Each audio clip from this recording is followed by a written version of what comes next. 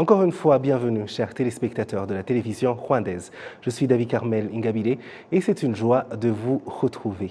Je vous le disais en titre, le président de la République, Paul Kagame, déclare que personne n'est au-dessus de la législation du pays et que les organes du système judiciaire doivent veiller à ce que personne ne transgresse la loi. Le chef de l'État a fait cette déclaration lorsqu'il a présidé ce mardi la cérémonie de prestation de serment des juges récemment nommés et de la secrétaire générale adjointe de l'Office rwandais d'investigation.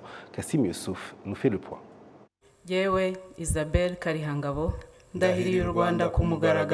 Les juges qui ont prêté serment sont Kazungu Jean Bosco, juge à la Cour suprême, Isabelle Karihangabo, juge à la Cour suprême, Ndahayo Xavier, juge à la Cour d'appel, Angeline Rutazana, juge à la Cour d'appel, Jean-Pierre Abarurema, président de la Haute Cour, et la secrétaire générale adjointe de l'Office rwandais d'investigation RIB, Kamaramaka Consolé. Le président de la République, Paul Kagame, a fait remarquer que l'histoire que le Rwanda a vécue lui a laissé des leçons qui font que la justice doit être fidèlement rendue. La justice est nécessaire pour tout un chacun. Cela nous dit que devant la loi, devant la justice, nous devrions tous être égaux de manière qu'il n'y ait personne parmi nous qui soit au-dessus de la loi afin que la justice soit possible. Les personnes qui sont en charge d'un tel travail doivent veiller à ce que tout cela soit réalisé. C'est sans aucun doute une lourde tâche.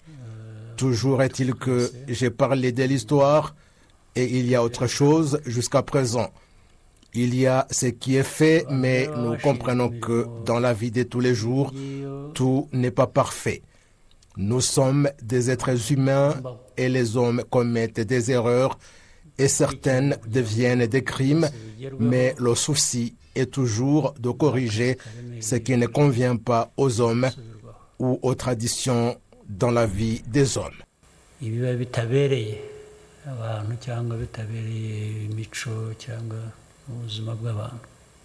Le président de la République, Paul Kagame, a en outre exhorté les juges à servir d'exemple en ne se plaçant pas eux-mêmes au-dessus de la loi ou qu'ils privilégient avant tout leurs propres intérêts car c'est défavorable au pays.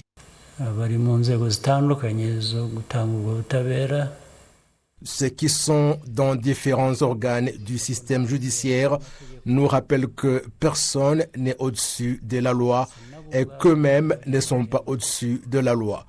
Il faut qu'ils se rappellent qu'ils doivent appliquer la justice pour tout le monde. Autre chose peut être une mauvaise politique ou une mauvaise mentalité et nous devons toujours combattre cela comme il se doit. Lorsque vous avez un tel pouvoir où vous êtes en même temps juge, organe de poursuite judiciaire, inspecteur, vous devez être le premier à montrer que vous mettez en application tout cela. Vous ne pouvez pas juger et coordonner la bonne mise en marche des choses et considérer seulement vos propres intérêts ou ceux de vos amis ou de votre famille ou que vous débutiez par elle, car dans ces organes, chaque personne est votre ami, votre proche en ce qui concerne la justice équitable.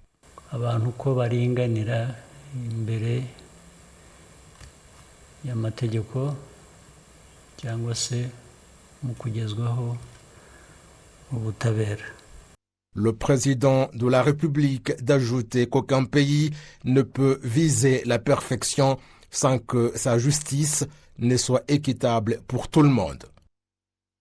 La Commission des Affaires étrangères et de la coopération internationale et de la sécurité au Sénat du Rwanda poursuit des entretiens avec les organes en charge de la gestion et de la préservation de l'environnement. Ce mardi, c'est la secrétaire d'État au ministère des Infrastructures, ingénieur Ouassé Patrici, qui s'est présentée devant les membres de cette commission pour leur parler des réalisations de son département ministériel pour mettre en application les accords des Nations Unies relatifs au changement climatique signés à Rio de Janeiro, au Brésil, le 5 juin 1992. Certains sénateurs souhaitent que le gouvernement puisse déployer davantage d'efforts dans l'élimination des toitures en fibro-ciment dont l'amiante qui les compose peut être nocive à la santé. Ils ont en outre exprimé leur inquiétude à propos du mauvais traitement de l'eau et des déchets domestiques et ont demandé à ce ministère de présenter les mesures qu'il a mises en place pour résoudre ce problème. L'ingénieur Ouassé Patrici a fait savoir que le gouvernement a déjà beaucoup fait dans l'application de ces accords que le Rwanda a signés et qu'il a proposé la suppression de taxes douanières aux véhicules et motos électriques, ajoutant que la production de l'électricité fournie par des centrales hydroélectriques sera augmentée pour atteindre en 2030 60% par rapport aux 50% actuels. Vous suivez la grande édition sur Rwanda TV. Je vous le disais en titre, le ministre de l'administration locale, Musabyimana Jean-Claude, a exhorté diverses institutions à déployer de nombreux efforts pour améliorer la prestation de services accordés à la population rwandaise. Il a fait cette exhortation à Kigali lors d'une réunion d'engagement des parties prenantes nationales visant à favoriser une gouvernance transformationnelle nationale. Les précisions avec Patrick Nilidandi. Au cours de ces discussions, les participants ont évalué la performance du taux de gouvernance au cours des 29 dernières années en se basant sur l'autonomie et la prévoyance afin d'accélérer le développement. La présidente directrice générale de l'Office rwandais de la gouvernance, à la DB, Dr Kaitese Ousta, a souligné que la recherche des solutions aux défis posés a aidé le Rwanda à résoudre de nombreux problèmes en peu de temps. Elle a aussi rappelé l'importance d'accroître les efforts consacrés à la réalisation de la vision 2050. Le représentant résident du programme des Nations Unies pour le développement au Rwanda, PNUD en sigle, Maxwell Gomera, a indiqué que l'organisation onusienne souhaite que, dans sa coopération avec le gouvernement du Rwanda, des efforts soient faits pour résoudre le problème des retards dans les affaires judiciaires. Recently released governance scorecard indicated that le dernier rapport sur la gouvernance au Rwanda montre que 58% de cas sont retardés. Cela signifie que 58 personnes actuellement en détention provisoire n'ont pas été jugées depuis 6 mois. 6 mois, c'est long pour quiconque attend justice. Pendant ces 6 mois, votre famille souffre et vous-même, vous êtes perturbé. Vous risquez de perdre votre emploi. Votre vie peut être ruinée. C'est là que nous devons concentrer. La directrice générale de la Banque rwandaise de développement, BRD en sigle, Kapeta Sainzoga, a indiqué pour sa part qu'il est nécessaire de renforcer les capacités des coopératives telles que celles des femmes et des personnes vivant avec un handicap, afin qu'elles puissent jouer un rôle actif dans le développement du pays. Le ministre de l'administration locale, Musabyimana Jean-Claude, estime que beaucoup a été accompli, mais qu'il faut accentuer les efforts pour résoudre les problèmes multiples de la population. Augmenter les efforts dans l'initiation de services au niveau local, à l'exception de 25 qui sont initiés à Irembo, le ministère continuera de travailler avec le portail pour ajouter les services restants, afin que ceux qui en ont besoin puissent y accéder facilement. Les participants à la réunion ont convenu que l'utilisation de la technologie est l'un des moyens qui vont aider à accélérer et améliorer le secteur de la prestation de services. L'organisation œuvrant pour la protection des droits de l'homme au Rwanda estime qu'il est nécessaire que les dirigeants au niveau des instances de base et les citoyens puissent davantage bénéficier de formations sur les principes des droits de l'homme pour mieux les préserver. Kassim Youssouf. Dans le cadre des préparatifs de la Journée internationale des droits de l'homme qui sera célébrée le 10 décembre, différentes institutions se sont rencontrées dans le cadre du dialogue national sur les droits de l'homme pour échanger sur comment assurer la protection des droits de l'homme et sur comment mettre en place des mesures permettant de colmater les lacunes où elles sont encore observées en ce qui concerne le respect des droits de l'homme. La présidente de la Commission nationale des droits de l'homme, Umurungi Providence, estime qu'il faut déployer davantage d'efforts dans la formation des citoyens. Elle revient ici sur les raisons qui ont motivé la tenue du dialogue national sur les droits de l'homme. Ce dialogue vient dans le cadre des activités qui ont commencé l'année passée, dans le cadre de la célébration de la 75e anniversaire de la Déclaration universelle des droits de l'homme, qu'on va célébrer le 10 décembre. Comme vous le savez, la déclaration a été signée le 10 décembre 1948. Donc c'est dans ce cadre que ce dialogue a été organisé pour justement réfléchir d'où on vient, où on en est et où est-ce qu'on veut être dans les années à venir. La situation des droits de l'homme au Rwanda, je dirais qu'elle est bonne en général. Bien sûr, il n'y a aucun pays au monde qui peut se dire qu'il est parfait à 100%, sinon on serait dans un paradis. Et donc, et comme vous le savez, dans notre constitution actuelle, on a tout un chapitre sur les droits de l'homme et les libertés qui fait comme la copie qui reflète les intentions, les fondements de la déclaration qui sont reprises dans notre constitution. Et puis la mise en œuvre maintenant, c'est ce que peut dire, comme vous le savez, d'où on vient il y a 30 ans, 29 ans, et même après, on peut dire qu'en général, la situation des droits de l'homme est bonne. On est sur la bonne voie. Le ministre de la Justice et mandataire de l'État, le docteur Ogirachewuja Emmanuel, a fait savoir que les droits de la personne sont un processus et doivent être respectés. Icyo navuga nuko programme zose zaba ari iz'ubukungu ndetse n'iz'imibereho y'abantu. Je dirais que tous les programmes, tant économiques que sociaux, sont toujours mis en place pour apporter des solutions aux problèmes auxquels la société est confrontée. Et dans cet état de choses, ils trouvent également des solutions aux problèmes en rapport avec les droits de l'homme. On ne peut pas parler de droit à la vie sans résoudre le problème de famine dans le pays. C'est pourquoi le gouvernement met en place différents programmes pour répondre aux problèmes de pauvreté, car la solution à ce problème fait que d'autres droits soient respectés. On ne peut pas parler de liberté de se déplacer si la sécurité fait défaut dans le pays. C'est pourquoi donc tous les programmes relatifs à la sécurité sont mis en place pour permettre l'épanouissement et que ces droits soient respectés de manière qui convient à la population.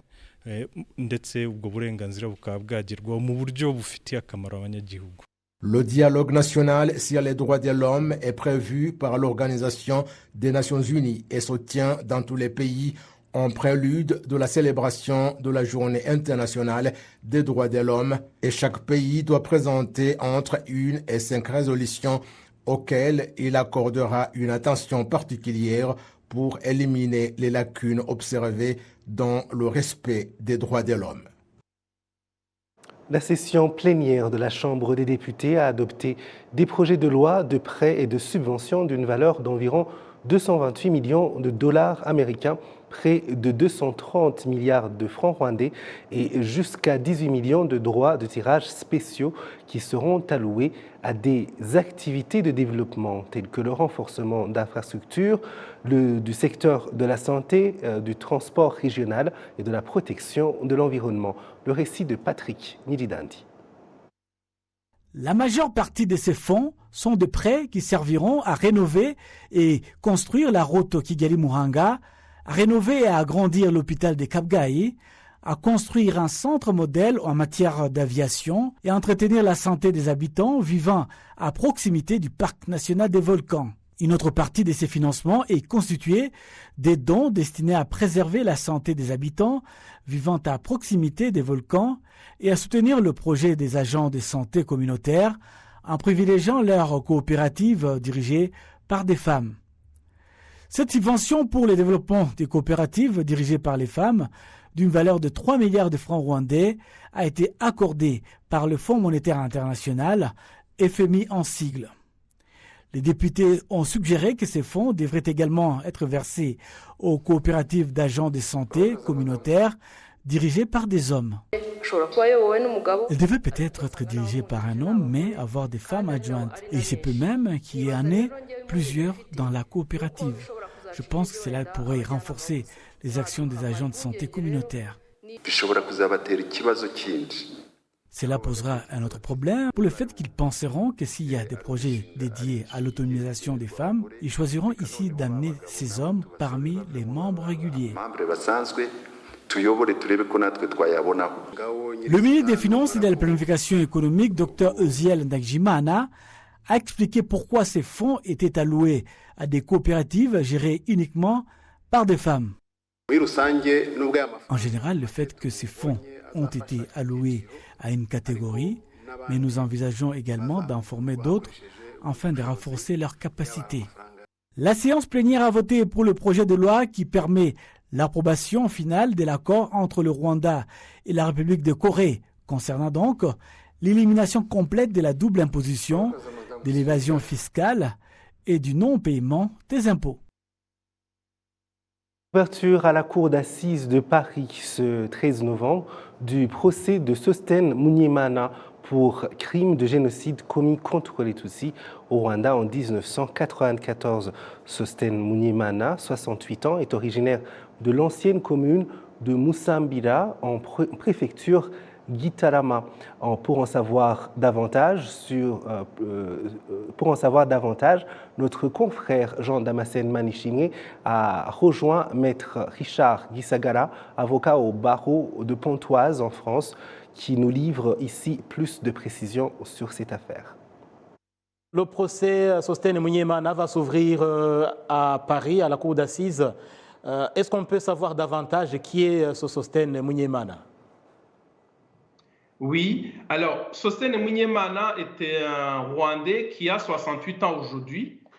Il est entré en France juste après le génocide. Il est de Boutaré, il était médecin à l'hôpital universitaire de Boutaré. Il est arrivé en France juste après le génocide et d'ailleurs il est ressorti du dossier que lorsqu'il a pris la fuite, il a pris la fuite avec des personnalités importantes du gouvernement génocidaire. Donc, quand il est arrivé en France, il s'est installé dans la région de Bordeaux. La première plainte qui a été déposée contre lui a été déposée en 1995 par 5 Rwandais et qui étaient là, dont une personne connue, Madame Adélaïde Mukantabana, qui était une écrivaine qui écrit sur le génocide. Depuis 1995, donc, le dossier est devant la justice française. Entre-temps, Munyemana Sostène a continué à exercer en tant que médecin à l'hôpital de Bordeaux, puis il est allé s'installer dans une région française qui s'appelle Lot-et-Garonne, et c'est là où il habite actuellement. Il est à la retraite depuis 1 an aujourd'hui, il a toujours exercé comme médecin, et pendant tout le long de l'enquête, il a été placé sous contrôle judiciaire. Il y a un mandat d'arrêt qui a été émis par le Rwanda et qui a demandé son extradition, mais qui a été refusé par la justice française.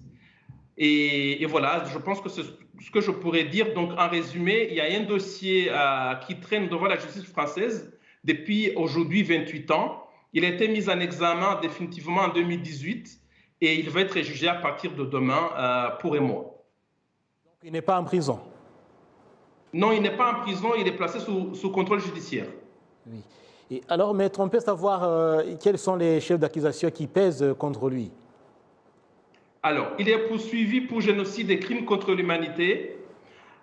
Les faits en résumé, les faits concrets qui lui sont reprochés, c'est la participation à l'entente en vue de commettre un génocide, notamment par le fait que, avec ce qui était appelé à l'époque le cercle des intellectuels, le centre des intellectuels du MDR de Boutaré, il a fait un communiqué à cette époque qu'il a signé de sa main avec 3 autres personnes, dont 3 autres médecins, dont un qui s'appelle Xavier Ayobangana, je crois, et un autre qui s'appelle Balthazar. Donc, ils ont signé un communiqué dès le 16 avril 1994 en soutenant le gouvernement de Kambanda. Comme vous le savez, dans la préfecture de Boutaré, à l'époque, il y avait un préfet qui s'opposait au génocide. La population de Boutaré a essayé de résister au génocide. Mais il a fallu que le premier ministre Kambanda et le président de l'époque, Sindi Kugabo, se déplacent là-bas pour destituer le préfet et pour inciter la population à commettre le génocide. Donc à cette période, il y a des gens dont évidemment Sostène Munyemana et d'autres intellectuels qui ont déclaré leur soutien au gouvernement intérimaire et le gouvernement qui était en train de mettre génocide. Et c'est une des raisons pour lesquelles il est poursuivi pour entente à vue de commettre un génocide. Et comme vous savez, dans beaucoup de dossiers que nous avons jusqu'à aujourd'hui, la plupart, c'est des dossiers qui reposent sur des témoignages. Dans celui-ci aussi, ça repose sur des témoignages, mais il y a aussi ce document, c'est un document qui a été signé de sa propre main. Donc, comme je viens de vous dire, c'est entente à vue de commettre un génocide, mais il y a aussi crime contre l'humanité. Et il y a également les faits, deux autres faits. Le plus important, tous sont importants, mais le deuxième fait pour lequel il est poursuivi, c'est aussi le fait d'avoir détenu la clé du bureau du secteur de Tumba, où ont été enfermés beaucoup de Tutsis qui ont été tous tués, à l'exception, je crois, d'une seule personne qui a pu survivre. Donc, ces personnes qui étaient enfermées dans le bureau du secteur, c'est Sostène Munyemana qui détenait la clé de cette salle du bureau de secteur. Il est évidemment aussi poursuivi pour des faits pour des personnes qui ont été arrêtées et tuées sur les barrières et les rondes du secteur de Tumba. Alors, Sostène Munyemana est le 7e Rwandais à être jugé par la Cour d'assises de Paris.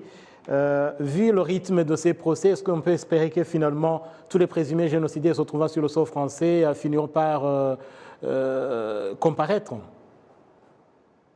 savez, je suis assez pessimiste par rapport à ça. Effectivement, c'est la 7e personne, ça on peut s'en réjouir, mais si on regarde le nombre de personnes qui restent à être jugées et si on regarde aussi leur âge avancé, on a des raisons de craindre malheureusement que certains vont pouvoir échapper à la justice. Donc il y a dans les tuyaux de la justice une trentaine de dossiers qui sont en suspens, qui sont pendants devant la justice. Certaines personnes sont mises en examen, d'autres les enquêtes sont en cours, d'autres les dossiers sont terminés. Au rythme actuel, je pense qu'il y aura malheureusement beaucoup de personnes qui vont échapper à la justice parce qu'à ce rythme-là, on ne va pas pouvoir juger tout le monde. Par exemple, il est prévu pour l'année prochaine, apparemment, il n'y aura qu'un seul dossier qui va être jugé et on nous avait habitués au rythme de 2 dossiers par année, mais l'année prochaine, apparemment, il n'y aura qu'un seul dossier. On nous dit que, on nous dit pas, mais il paraît que c'est parce qu'il y a les Jeux Olympiques de Paris qui vont mobiliser les forces de l'ordre, que pour cette raison-là, il risque de n'y avoir qu'un seul procès. Et je pense que c'est quand même quelque chose de très, très regrettable de voir autant de dossiers qui sont en suspens. Certains sont presque terminés. Et donc, je pense qu'il faudrait qu'on essaye de continuer à pousser pour que le rythme soit accéléré. Parce qu'à ce rythme-là, tout le monde ne va pas être jugé malheureusement. Merci Jean Damascène. Et avant de passer à l'international, 28 projets ont été sélectionnés dans le cadre du programme de partage de revenus touristiques basé dans 4 districts bordant le parc national de Nyungwe. Ces différents projets vont se partager plus d'1 milliard de francs rwandais.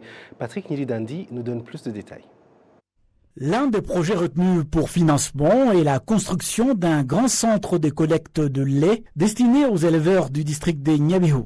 Car cette partie dispose d'un seul centre de collecte situé en secteur Kaba 3, dont la capacité de collecte de lait reste à désirer par rapport à la production laitière locale. En raison de la saison en cours, nous nous attendons à une augmentation de la production laitière. Lorsque ce conteneur de lait est plein, nous allons vendre ce lait à Bigogwe. Mais dépassé 14 heures, il n'est plus possible de l'écouler, car les autres centres de collecte ayant déjà offert leur production journalière.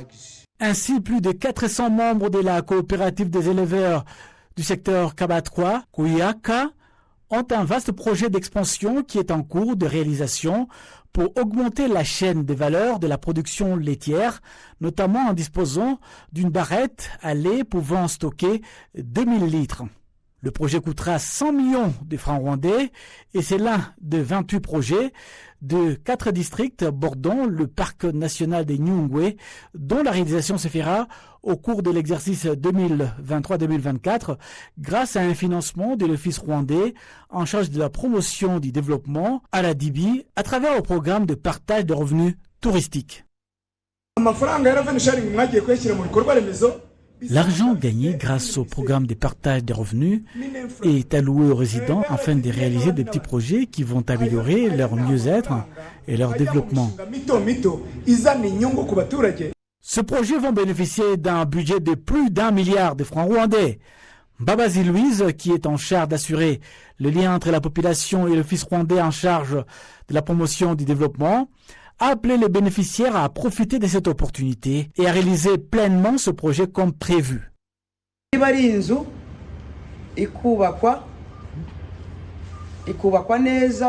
Par exemple, il s'agit d'un projet qui consiste à construire une maison. Il doit être réalisé d'une manière appropriée en respectant les normes.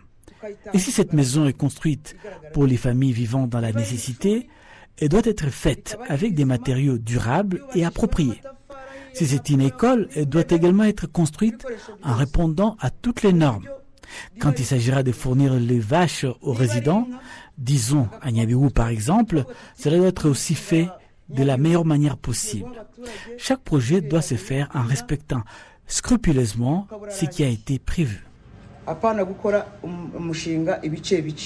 Le programme de partage de revenus touristiques a été lancé il y a 18 ans et 12 secteurs bordant le parc national des Nyungwe ont pu bénéficier d'environ 4 milliards de francs rwandais. Il s'agit d'un programme soutenu par des organisations de l'industrie touristique. En échange de cette manne financière, les populations vivant aux alentours de parcs sont invitées à protéger et à préserver ces lieux. Et voilà, c'est tout pour ce journal. Merci de nous avoir suivis. Je remercie toute l'équipe qui m'a aidé à le préparer. Au plaisir de très bientôt vous retrouver.